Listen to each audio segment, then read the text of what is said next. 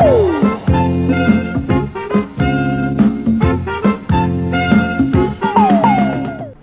hey, what's the deal with airline food? Well, it's to do with altitude and the way your taste buds operate, the way things evaporate differently, and costs and weight constraints and things. But that isn't very funny. Comedy's difficult. Don't get me wrong, making people laugh is easy. Just rip a fart in the middle of someone's wedding toast, or slip on a wet floor and knock yourself out into a coma. Yeah, easy. But comedy is doing that professionally. It comes with expectations of refinement, of higher levels of hilarity, of cleverness. Black humour is also difficult. The old joke goes that black humour is like food. Not everyone gets it. Now, I don't mean black humour as in black people do X in a cool way, while white people do X in an uncool way. And I don't mean saying the N-word. Actually, can we just pause a moment just to acknowledge how arbitrary and fucked up the fuss around the N-word is. If you're not black, you can't now say it under any circumstances, even circumstances that have nothing to do with the slur. You can't even say niggardly, for example, without some illiterate and hypersensitive moron engaging you in an etymological discussion for which they are ill-equipped. For the record, niggardly is from the Middle English nigon and the Old Norse nigla, meaning to make a fuss about nothing, whereas the N-word comes from the Latin root for black in Spanish and French, which was purely descriptive and not even a slur until the 18th century. None of that's funny, but if you're going to take calling a spade as an insult, then I think we're entitled to consider cis a slur too. And that was a joke about racial slang, which was funny. Fuck, even black comedians can't seem to say it anymore. Chris Rock got in trouble for not objecting when two fellow comics, Louis C.K. and Ricky Gervais, debated the difference between N-word ending in an A and N-word ending in an ER. We've got white people getting in trouble for quoting rap lyrics, or using the term, and get this, to cuss out fascists by using their own prejudice against them. The world's gone mad. But yeah, comedy and Louis C.K., these are the things I want to talk about today. See, Louis has been trying to make something of a comeback. So he's been going to a few clubs, trying out some new material, and frankly, this was never going to go well no matter what he did. He was either going to be unfunny and panned for it, and endlessly reminded of that thing he did that was wrong, or he was going to be funny and panned for it, and endlessly reminded of that thing he did wrong. That thing he did wrong, in case you don't remember, was that he asked female comedians and co-workers if he could masturbate in front of them, and then did. That's a bold play, quite frankly, but what's even weirder is how many said yes. If I'd known you could just do that, the random boners in high school might have been a bit easier to cope with. Can I? Sure, just don't touch me. It's basically a lot like being married, only without the commitment. So after that, Louis took a year out and promised to spend some time listening. And then he came back, and rather than whipping out his dick, he decided to just be a dick in public. He made some bad jokes that fell pretty flat. One about gender pronouns. It's already pretty fucking tired. Might have been funny a year ago. And then some about the school shooting victims who are now activists in the States. Clubs are supposed to be where you try out material, see what lands and what doesn't. That's part of the process.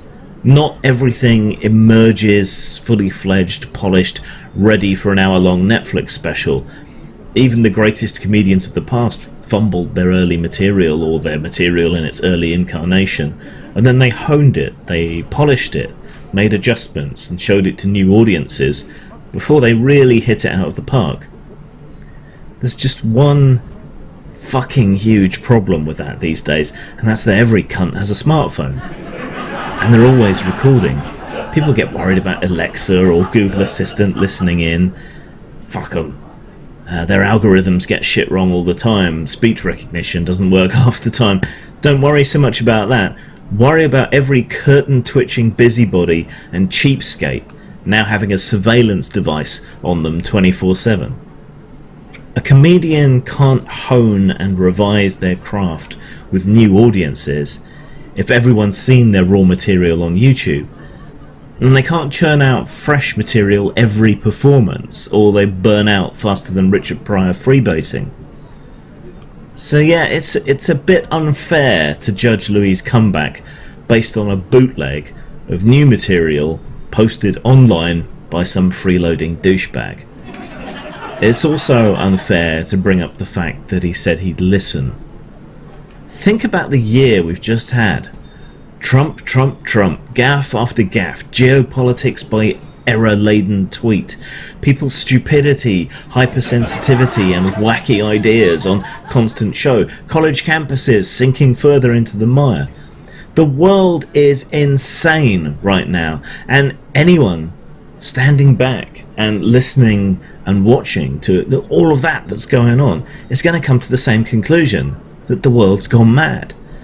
And Louis, he's got reason to be embittered. He asked, you know, that's what he's supposed to do, get consent. He was a gentleman about it. Milady, I was wondering if I might impose upon you for a moment by furnishing my tallywhacker with a resounding beating. That's what he's supposed to do, right? Get someone's permission before you do something. I say, old stick, might I spuff in your chops? But then he gets mentioned in the same breath as Harvey Weinstein and some genuinely horrible rapists. I think he's got a right to be a little confused and a little bitter, especially since he's a fat, middle-aged ginger who likely can't wrap his head around the idea that he was ever in a position to be intimidating or to wield power. For good reason. See, the thing about listening is that it doesn't mean you're going to come away agreeing with the people that you listen to. You could pack me away to Bible camp all summer long, and I wouldn't come out of the gates months later singing Kumbaya. I'd be laughing about all the nonsensical bullshit that they believed. Get this, a talking snake convinces them to eat from the apple of knowledge of good and evil, but they can't have known it was wrong until after they ate it. This shit makes no sense. Just because you think your ideas are smart or sacred doesn't mean that they are to anyone else, nor that listening to your ideas will automatically win someone over. If that were the case, the world would be a lot shittier than it is now, because many people would be convinced of, well, many more people would be convinced of many more wrong-headed and stupid ideas.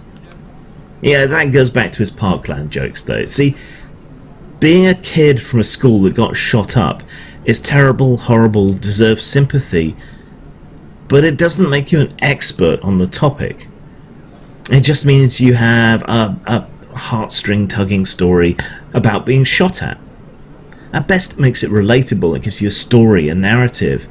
Now I think the kids are right, but not because they were shot at, but because of statistics. But being shot at doesn't make you an expert, and I think that was Louis' point with that set of jokes. It's statistics and distance, dispassionate analysis that gets you to the truth. And it's logos, not pathos, or whatever the other musketeer's name was. That's not funny either, but I'm trying. Maybe I'll get funnier with practice.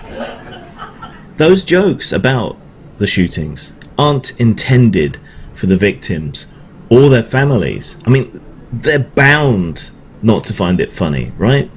They're too close to it. They're not the audience for the joke, for the same reason they're less qualified, not more, to make pronouncements about gun control or the right to arm bears. They're too close to it. And that doesn't mean that other people with a bit of distance can't find it funny. That same distance that can also give us objectivity. I came up with a joke once and I desperately wanted to use it. It was a pun and meta joke, ironically enough, about what you can joke about. I mean, I think you can joke about anything, even cancer. People say you can't make jokes about cancer, but that's just because they've got no sense of humour. See, that's a great joke. Wordplay, punnery, and meta-level joke about what we find funny and the shocking, profane, and transgressive nature of it. It's not such a great joke when, in your eagerness to tell it, you leap on the opportunity and end up telling it to a mother whose child is losing their battle against cancer. Which is what I did, because I'm a horrible cunt and I didn't check first. And so is Louis C.K. He's a horrible cunt as well. So are most comedians, and a hell of a lot of artists of any kind. It's almost a prerequisite. Good humour makes you think and even analyse your own reaction later, shock yourself with what you'll laugh at. Comics are always in search of that sweet spot between the two, and they often miss. But in order to hit, you have to miss a lot first. And we need to give people that space and opportunity and chance. Zang.